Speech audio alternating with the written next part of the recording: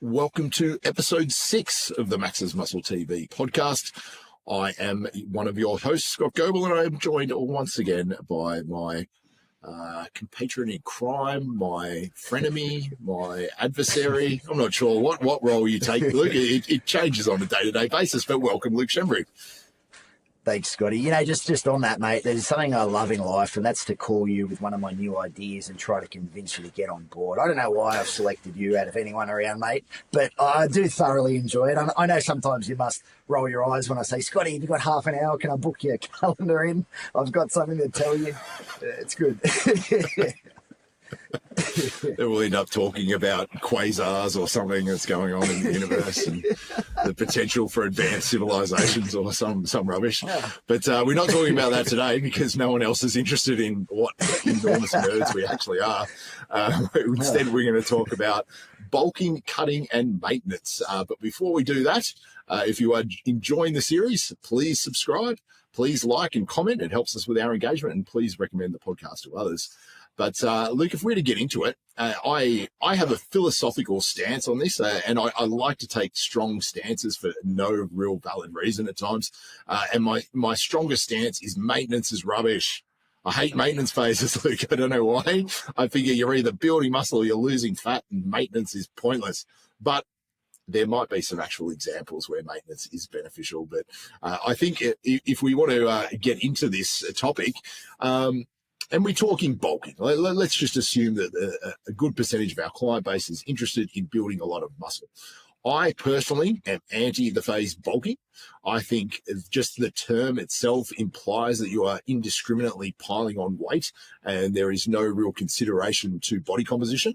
So while I used to be a dirty bulker and I really did have no consideration to body composition back in the day and I just wanted to indiscriminately pile on weight, I am now of the opinion that bulking, or a lean growth phase as I would prefer to refer to it to my clients, should be rather controlled so as to ensure that a good percentage of the weight you add is actually muscle tissue, and a small percentage is actual body fat. Has your stance on this changed over the years, Luke? Yeah, so I have what I used to do and now what I recommend, and they're completely polar opposite, mate. They couldn't be more opposite. I was all about the bulk and putting on the most amount of body weight in the off season. To the best of my knowledge, that was what I thought you had to do. And looking at the information that was available through muscle magazines and just, I guess, anecdotal evidence from other gym goers, it certainly seemed as if bulking was the best way forward and was the only way forward. And mate, I used to consume an insane amount of calories in the off season to the point where I would get fat, I would get out of shape. It was terrible. But what can I say, man? It's my opinion has certainly changed over the years now. Absolutely. I would set myself a body weight goal in the off season, and I would strive to be 5 kilos heavier than my previous off season. So if I hit 120 in the last off season, this off season I'm going to eat my way to 125, and nothing was going to stop me. And then I'd eat my way to 130, and then 135, and eventually I ate my way to 140. And all the while I was putting on about 1 kilo of lean muscle per year. So I was essentially just making every prep more and more difficult. So not generally advised, and nothing that I would ever recommend for my current client base is to just set a weight goal. Absolutely ridiculous and arbitrary thing to do, and would have in no way, shape or form any benefits to your long-term bodybuilding prospects. So now when I see my clients trying to gain weight and gain muscle, I like a slow and steady weight gain. Something in the vicinity of about 200 grams a week is normally about right. And even when you think about it, and I always explain that to my clients, if you're putting on 200 grams a week and you extrapolate that over the course of a year, you're going to put on 10 kilos. Now, how much of that is actually going to be muscle tissue? Well, look, if you're a natural female athlete, maybe that's got some experience under your belt, maybe 1, maybe 2. And so even under those circumstances, that is rapid weight gain, and weight gain that it is more than sufficient to drive hypertrophy and muscle growth, in my opinion. So I believe the recommendation is what is it? Is it 0.25 to 0.5% of your body weight? So if we do the maths for, if you're a 100-kilo guy, you can gain a little bit faster. That's 250 to 500 grams a week. Even that, in my mind, is rapid. So I would lean much more towards the 0.25% of body weight per week to gain. And I think in doing so, you can ensure that you're going to maintain relatively respectable body composition. And obviously, if it gets out of hand, you can enter a deficit or a maintenance phase if you're one of those fancy people. So, yeah, look, with your clients, Luke, what's your general recommendation for weight gain if you're looking to put on size? And I guess it could be dependent on where they are in their sort of bodybuilding path, you know? 100%, Scotty. I mean, if someone's just getting into the gym and they're just kicking off, or maybe they've trained for a couple of years, but now they've got real structure in place, structured training program, and they're really structured with their nutrition, certainly you can see some amazing results in those first couple of years, and you might even push the surplus to about even 20%. And they do seem to absolutely chew through that energy as their training performance comes up and then doing more work in the gym, but then also the recovery from those sessions and the increased lean muscle mass, all of that will contribute to increasing your total daily energy expenditure. So someone who's, you know, in the first few years of their journey and is rapidly putting on muscle at a huge rate, definitely more room to move with the calorie surplus for an experienced athlete, someone who's maybe a seasoned bodybuilder or who's built a large amount of muscle mass. You are going to have that limit, that ceiling, and it's just based on the point of diminishing returns. You're so experienced, it takes so much effort to continue to increase your lean muscle, and if the calorie surplus is too big, you're not going to be able to utilize it. A lot of it's going to be stored as body fat. So about 20% surplus, just ballpark, for someone who is in the early stages, and maybe 10 to 15% for someone who's a bit more serious. One of the things I find with the being in a lean bulk or a bulk, whatever you want to call it, is just enjoying some food and enjoying some different types of food, and maybe having that, idea that, I don't know, 90 or 95% of my nutrition is going to be following the meal plan, but then I've got 5 or 10% discretionary calories so I can go out and enjoy food with the family, enjoy food with friends, don't develop any poor relationships with food. The off season and when you're trying to increase the calories, I really feel that's an important consideration, because if you're too structured and regimented all year round, sooner or later there's going to be an adverse reaction, whether you just lose motivation, whether your close personal relationships go downhill because you're carrying a plastic container of food with you everywhere you go. So the off season is definitely a time to enjoy more calories, but to take maybe a slightly relaxed approach with the 5 or 10% of your calorie intake and just enjoying life. In my experience, that will keep you motivated and keep you in a good zone with your nutrition throughout the year.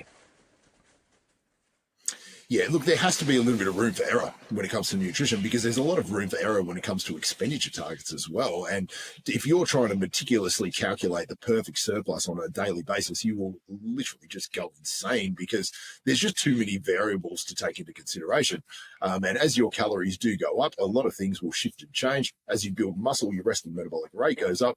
But quite often when you're in a calorie surplus, your NEAT just incidentally goes up, thermogenic processes go up, all sorts of things start to change. So, yeah, if you're trying to nail it to perfection on a daily basis, it's going to be very difficult. And when it comes to scale weight, there's also so many variables that impact that, whether it's hydration, digestion, meal timing. There's just a myriad of things that can impact scale weight. So if you're utilizing that as your sole tool to gauge your energy balance, it's going to be difficult, because, you might, if you're a female athlete, it could be a hormonally induced weight spike rather than a calorically induced one. There's just lots of things at play there. So when it comes to assessing the effectiveness of a surplus, what are the markers you're generally looking for, Luke? I mean, obviously scale weight is one of them, but is there other things you take into consideration?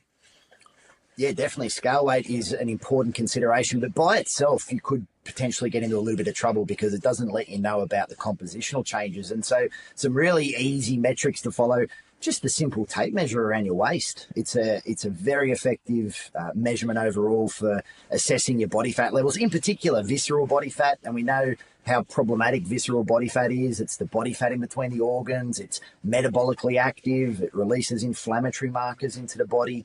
When systemic inflammation increases, the chances of pretty much every disease that you're trying to avoid goes through the roof. So if you're looking at your body weight and your waist measurement, they are two very, very helpful metrics. And if you overlay just your physical appearance, maybe taking some photos and assessing those photos on a week-to-week basis, you can soon see, like, if my scale weight is coming up and my waist measurement's staying the same, that's almost always a good result. There's no real downside to that. If my scale weight is staying stable, but my waist measurement's coming up, well, that's not a good result. We certainly don't want that. And then looking in the mirror and just seeing your overall appearance and making an assessment each week based on your waist, your body weight, as well as your physical appearance, I find that a really helpful way to work out where you're sitting in terms of your calorie intake. Am I at a calorie maintenance? Am I at a surplus? Am I at a deficit? And there'll always be some variation between weeks. I mean, digestion, hydration, sleep, hormones. There's a lot of factors as well. So if you are tracking your progression, say, over a week, don't be disheartened if you get measurements and results back that don't quite align with your expectations, because there's so many different physiological components at play here. It's very hard to just isolate one and say it's specifically this. But in my experience, body weight, waist measurement, and visually how are you looking and assessing maybe photos, it works well. It works really well. That's the exact same tools I use with my clients, mate. So I'm 100% on board there. Now, when it comes to calculating a surplus, if you get a new client on board, or for those that are listening and perhaps they're not in a position to, hire a coach at this point in time, if they're trying to put themselves in a surplus, what's the best way to go about that? Like, you've got options, I suppose. You can just track your own food, monitor what's happening with your scale weight, waist measurement, etc., and then make those little adjustments to see if you can induce a different effect. You can jump online and utilize a TDEE calculator, a total daily energy expenditure calculator, which will comprise a number of metrics: your age, your weight, your gender, your activity level, etc. And it can give you a bit of a rough idea.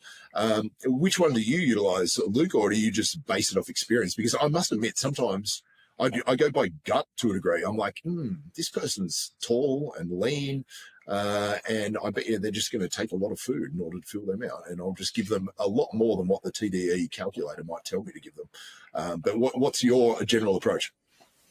Yeah, I think experience, it's how I decide. And I guess if someone's asking for some nutritional help from me, having a look at what they were or what they're consuming right now, that can give you a lot of signs as to their approximate sort of current calorie intake.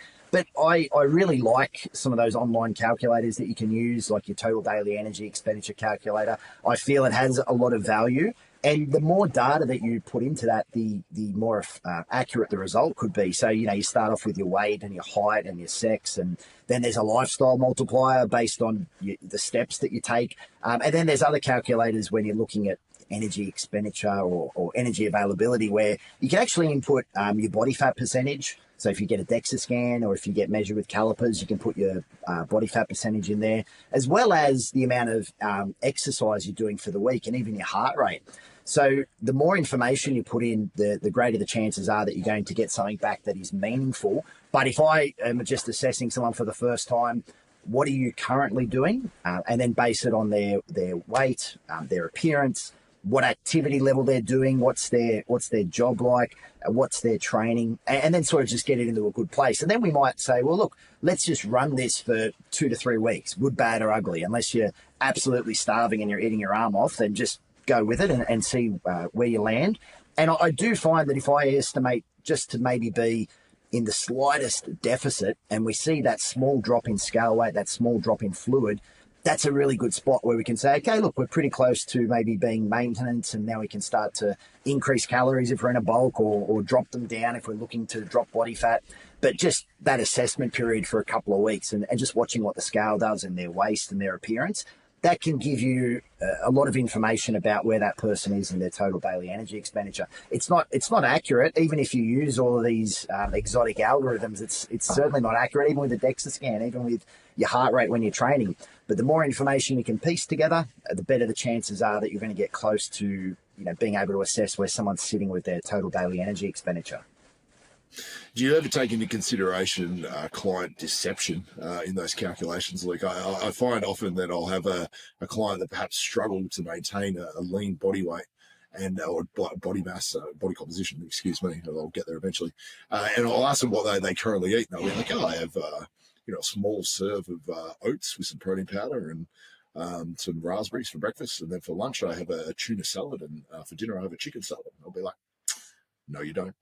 That's not actually what you eat. And then you'll have your whip it thin individuals, and they'll say to you, man, I've got a really, really fast metabolism. You wouldn't believe how much I can eat, and I never gain weight. And you'll say, what have you eaten today? Oh, well, today's not a good day. Like, I mean, I skipped breakfast, and I had a boost juice before, but that's about it. So do you ever factor in the psychology of food tracking when it comes to individuals? Because I think there is a thing where it's a 20 to 25% deception rate, and it generally skews how you would expect it to. Those that are overweight generally underestimate how many calories they consume, and those that are lighter and trying to grow generally overestimate the amount of food they're going to consume. Yeah, and it's interesting because if you then take into consideration little snacks throughout the day, so I don't know, maybe finishing your children or your partner's food, and maybe just getting an extra mouthful of food here and there, sauces and things like that. I've read that it can be up to 700 or 800 calories a day extra that can come about just through incidental snacking and finishing other people's plates. So I think a lot of people don't genuinely know what their total daily energy intake is. And like you said, then there's the underreporting or overreporting as well based on the individual. So, assessing someone for the first time and taking on board what they're actually consuming, you got to take it with a grain of salt. And that's where I like to maybe just aim for that very, very small deficit first up, just to see, if you drop that little bit of fluid, that little bit of body weight, you can easily bring it back up. There's no harm done. And I've just found that to be a good little starting spot for somebody if I'm working with them for the first time with their nutrition. Yeah, it's actually generally how I do it too. I ballpark maintenance, and I'll probably shoot a little bit under regardless of their goals, and try and assess and then go from there. But I think the most important thing, if you are working with a coach or you are coaching yourself, is to execute and assess and evaluate. And in order to do that, there has to be some sort of nutritional accountability applied, whether it's a tracking or a meal plan or otherwise. So once you've done the bulk for a while, and perhaps you've put on a decent amount of muscle tissue, but maybe you've got to the point where the composition's maybe not ideal and you'd like to tidy things up a bit, what do you do then, Luke? Because there's two schools of thought. You can head into a maintenance phase in order to consolidate this newfound tissue, or you can just launch into a deficit. Me personally, I generally just launch into the deficit. My theory being is that we've only got so much time and we want to make progress in one direction or another. I understand the theory behind the maintenance in terms of you need to solidify newly built lean muscle tissue in order to make it a permanent part of you. To a degree, you're sort of resetting your lean muscular set point, if such a thing exists. And then when you drop into the deficit, you're far more likely to retain that muscle tissue. But is that how you do it, or are you just shift from surplus straight into a deficit typically? So I guess if you're sort of talking about someone moving from the off season and then they've got a show coming up and they're competing, if there's a time component, then certainly maximizing the lean bulk as long as possible and then switching over to the deficit makes a lot of sense.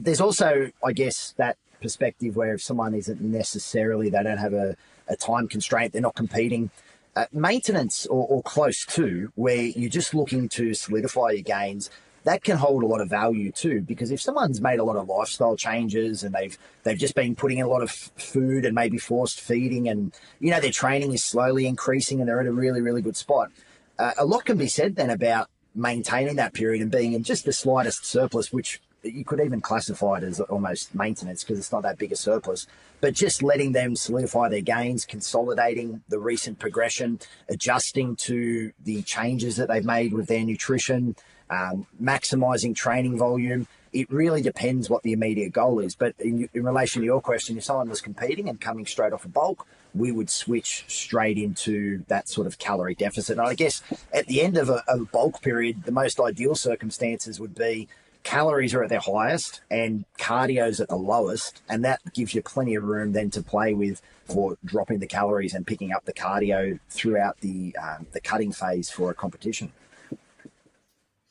Yeah, I agree. And I think the theory being to solidify that muscle from the off season prior to the pre-contest, I would think another 4 weeks of surplus would do exactly the same thing. So maybe you build a tiny bit of muscle in that the last phase of that surplus, but and perhaps you sacrifice that in the when you drop into the deficit, but you haven't lost any more muscle than had you transitioned into a 4 week maintenance phase prior to starting the prep. At least that's my theory behind it. Now, I do have a caveat to that because I do coach a number of enhanced clients. And now, if you're enhanced up until a point, and then you're going to have a little bit of a break before you start the pre-contest phase or sit on a cruise dose or whatever it may be. That's sometimes where I'll employ a maintenance phase, because at that point in time, with their hormones not being in nearly a beneficial state for protein synthesis, they're probably already at a level of muscularity which is beyond their natural potential. We're likely not going to build any muscle. So by remaining in a surplus at that time, I would believe that the vast majority of any weight gain will just be body fat, which is going to make the prep much more difficult.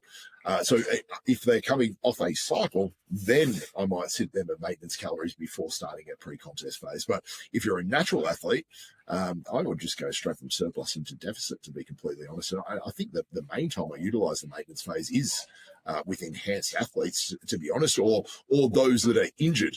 If you're injured, I'm certainly aiming for maintenance calories as a general rule of thumb, because I don't want you on a surplus. You're more than likely just going to get fat. And I don't want you on a deficit, because you could probably be jeopardizing losing lean tissue if you can't train adequately. So they're generally the circumstances in which I employ a maintenance phase. Do you have any other times where you would, throw someone on maintenance calories, Luke? Yeah, sure. If someone's dropped a large amount of body fat and they've been in a deficit for a period of time, we know that there can be changes in terms of their metabolic rate. There can be a decrease in hormones like leptin and thyroid hormone, and they have the effect on your metabolic rate. And there can be decreases in NEAT, non-exercise activity thermogenesis, all of your daily movements that you do that's not related to training. I mean, even your exercise activity thermogenesis, so your training intensity can drop, and all of that can contribute to you your total daily energy expenditure dropping. So after all that big change, sometimes it can be good then to find a set point for someone who's lost a lot of body fat, and just keep them there for a period of time, so that all of their, I guess, the physiological processes in their body just come to a settling point, and they do some time at that settling point. And in my experience, the more time that they do at that settling point, the greater the chances are that those changes are going to become more permanent. You're going to see changes in your hunger and regulation and your energy levels, and things are going to rebalance and sort of, recalibrate.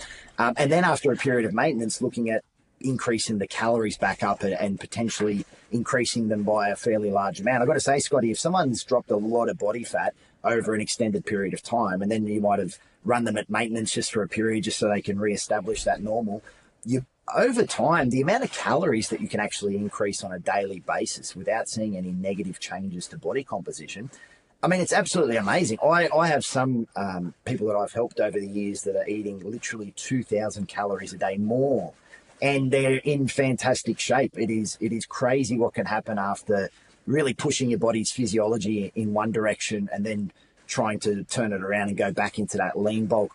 Is that your experience when someone's dropped a lot of body fat, that on the other side of it, how much you can actually increase their calories without any negative outcomes? 100% it is, yeah.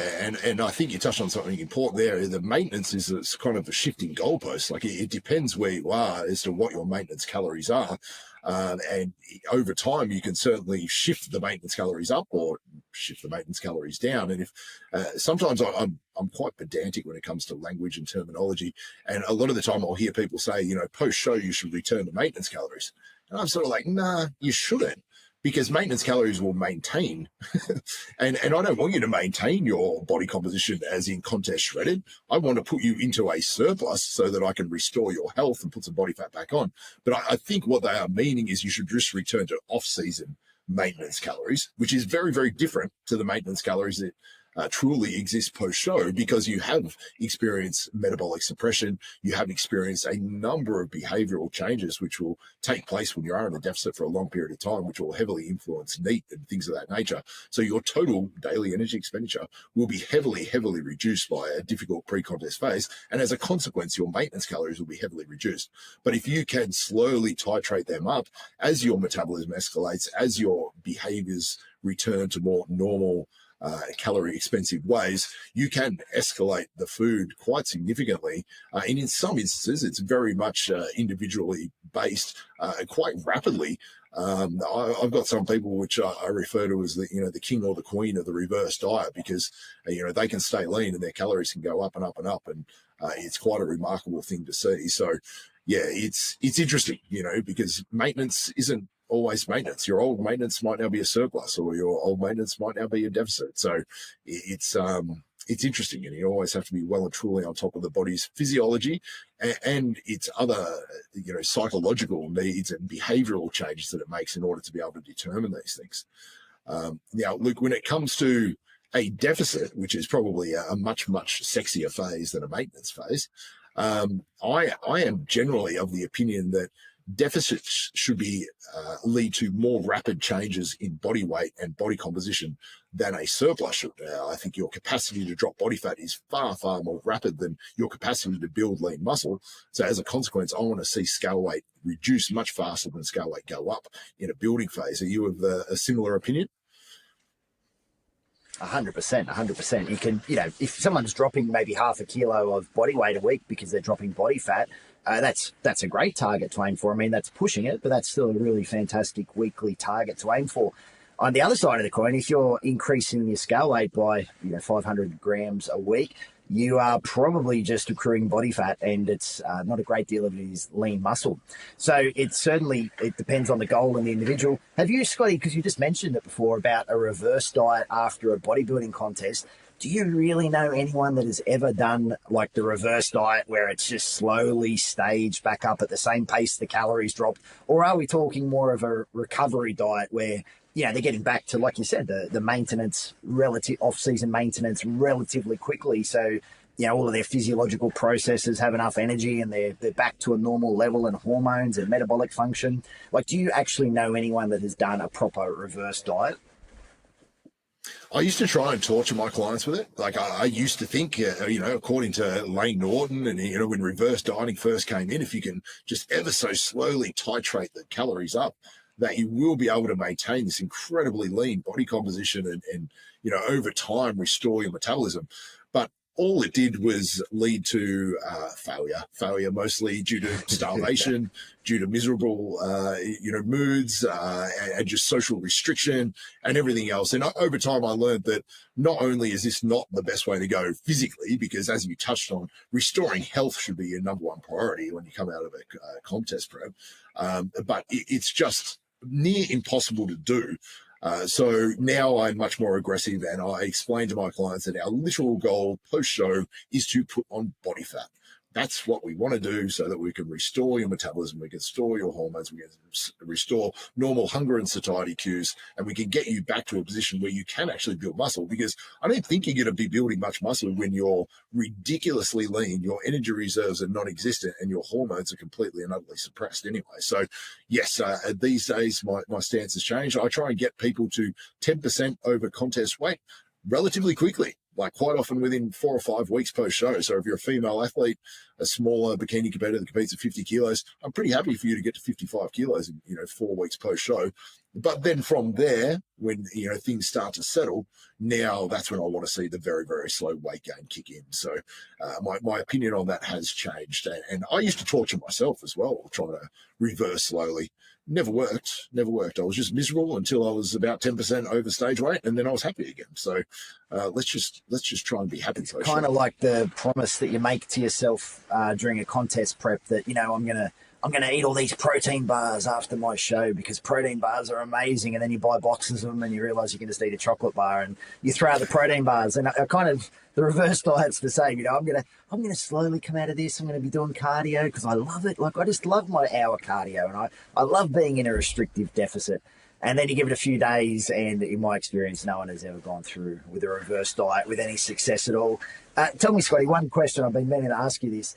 Someone is looking to be in a surplus. They have a massive calorie expenditure. Maybe they got a really physical job. They're having thousands and thousands of calories. How do you make up those calories? Like, at some point, you have to move, don't you, from whole foods to some ultra-processed options, because you just can't put that much through the digestive system, especially with fiber and protein. There's just a natural limit where, I'm feeling bloated and I feel full. What do you do if someone's on many thousands of calories? Yeah, look, I've got a number of clients which are of this position, and they're needing, 5,000, 6,000 calories per day in order to grow. And you're absolutely right. I lean on refined foods. I lean on highly palatable foods. It's for the vast majority of people, it's easy to eat calories when your food is delicious. So I recommend making your food as tasty as possible, utilizing sauces, things of that nature, and leaning into foods you enjoy. I'm also a big fan of liquid calories. I did once banned an individual from drinking water, and he was only allowed to drink juice. I don't think he's, I don't know, we didn't test his blood sugars, but I don't think he's diabetic now. But he would consume, like 3 or 4 liters of juice per day in order to just push the carbohydrates up higher. And look, it works. Is it healthy? No, but we're talking extreme bodybuilding here. And strangely enough, the reverse is true. If you're dieting on very, very low calories, you actually want food that doesn't taste that good. Like, this is a proven thing. It's easier to adhere to a boring diet because there is less temptation than there is if there's delicious, highly palatable foods within your diet plan. So yeah, taste. If you're trying to get down a lot of food, make it taste delicious. If you're trying to get down very, very little food, make it kind of bland and boring, believe it or not. So that's my general approach. Do you have any go-tos? Are you peanut butter and honey sandwiches or anything like that for your bulkers with a high caloric requirement? So I was just on the phone to someone who's having close to 5,000 calories, and we added in some chocolate. He was craving chocolate. He was having it off plan anyway, and I was like, well, we don't want to restrict. Use some moderation. If you restrict foods, it's only going to come back and bite you on the backside.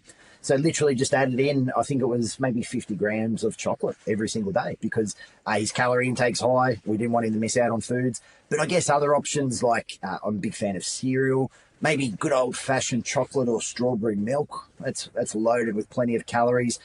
Just simple sugars around intra-workout, whether it's using bulk carbohydrates in terms of powder or adding in some lollies.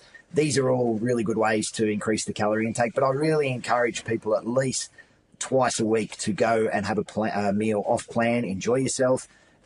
Obviously you're going to use some considerations when it comes to portion size, but off plan eating is a great way to increase the calorie intake, but it has the added benefit of allowing people to be social, having a life, not missing out on, friends and family, and just enjoying some different tastes. And I find that really, really helps in the long term when it comes to, I guess, your compliance during the week with your nutritional plans and targets. If you've got something to look forward to, maybe on a Wednesday night and a Saturday, I'm going out for a feed and I can have whatever I want. And that encourages me then to stick to the food groups and the targets that I have during the week. And I've had a lot of luck with that overall strategy of just adding in a couple of unplanned meals or untracked meals each week.